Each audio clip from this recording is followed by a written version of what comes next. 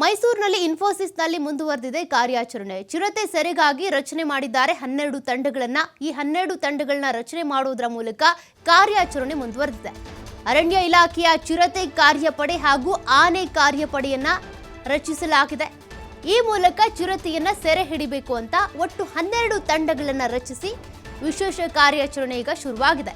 ಮೈಸೂರು ಪ್ರಾದೇಶಿಕ ವಿಭಾಗದ 70 ಸಿಬ್ಬಂದಿಯಿಂದ ನಡೀತಾ ಇರುವಂತ ಕಾರ್ಯಾಚರಣೆ ಇದು. 70 ಇನ್ಫೋಸಿಸ್ ಸಿಬ್ಬಂದಿ ಒಳಗೊಂಡ 12 ಜಂಟಿ ತಂಡಗಳನ್ನ ರಚನೆ ಮಾಡಲಾಗಿದೆ. 4 ದಿನಗಳಿಂದ ಚಿರತೆ ಇರುವಿಕೆಯ ಕುರುಹು ಕಂಡುಬಂದಿಲ್ಲ. ಕ್ಯಾಮೆರಾ ಟ್ರ್ಯಾಪ್ ಹಾಗೂ ಸಿಸಿಟಿವಿ ಮಾನಿಟರಿಂಗ್ ಕೂಡ ಮುಂದುವರೆದಿದೆ. ರಾತ್ರಿ ವೇಳೆ 3 ಥರ್ಮಲ್ ಡ್ರೋನ್ ಬಳಸಿ ಏರಿಯಲ್ ಸರ್ಚ್ ಅನ್ನ ಮಾಡಲಾಗ್ತಾ ಇದೆ. ಈ ಏರಿಯಲ್ ಸರ್ಚ್ ಮೂಲಕ ಎಲ್ಲಾದ್ರೂ ಈ ಚಿರತೆ ಅಡಗಿದ್ರೆ ಗೊತ್ತಾಗುತ್ತೆ.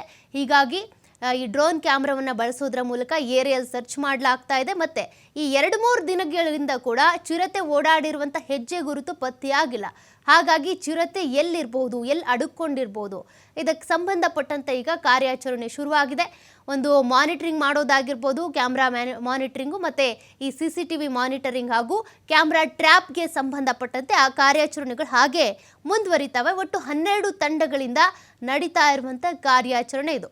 ಒಂದು ಚಿರತೆ ಸೆರೆ ಹಿಡಿಯೋದಕ್ಕೆ ಅಂತ ಇಷ್ಟೆಲ್ಲ ಕಷ್ಟವನ್ನ ಬೀಳ್ತಾ ಇದ್ದಾರೆ.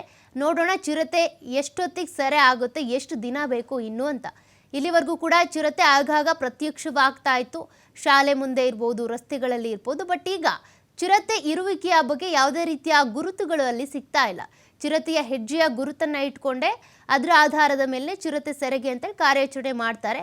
ಬಟ್ ಈಗ ಹೆಜ್ಜೆ ಗುರುತು ಕೂಡ ಸಿಗ್ತಾ ಇಲ್ಲ, ಅದು ಎಲ್ಲಿದೆ ಅಂತ ಗೊತ್ತಾಗ್ತಾ ಇಲ್ಲ. ಹೀಗಾಗಿ ಈ ಮೈಸೂರು ಪ್ರಾದೇಶಿಕ ವಿಭಾಗದ 70 ಸಿಬ್ಬಂದಿಯ 12 ತಂಡ ಏನಿದೆ, ಜಂಟಿ ತಂಡದ ಮೂಲಕ ಈ ಕಾರ್ಯಾಚರಣೆ ನಡೆಸಿ ಚಿರತೆ ಸೆರೆ ಹಿಡಿಲೇಬೇಕು ಅನ್ನುವಂಥ ಕಾರಣಕ್ಕೆ ಇಷ್ಟೆಲ್ಲ ಪ್ಲಾನ್ಗಳನ್ನು ಮಾಡ್ಕೊಂಡಿದ್ದಾರೆ. ಕ್ಯಾಮ್ರಾ ಟ್ರ್ಯಾಪ್ ಹಾಗೂ ಸಿಸಿಟಿವಿ ಮಾನಿಟರಿಂಗ್ ಹಾಗೆ ಮುಂದುವರಿಯುತ್ತೆ. ಯಾವಾಗ ಎಲ್ಲಿ ಚಿರತೆ ಕಾಣಿಸ್ಕೊಳ್ಳುತ್ತೆ, ಹೇಗೆ ಸೆರೆ ಹಿಡಿತಾರೆ ನೋಡೋಣ.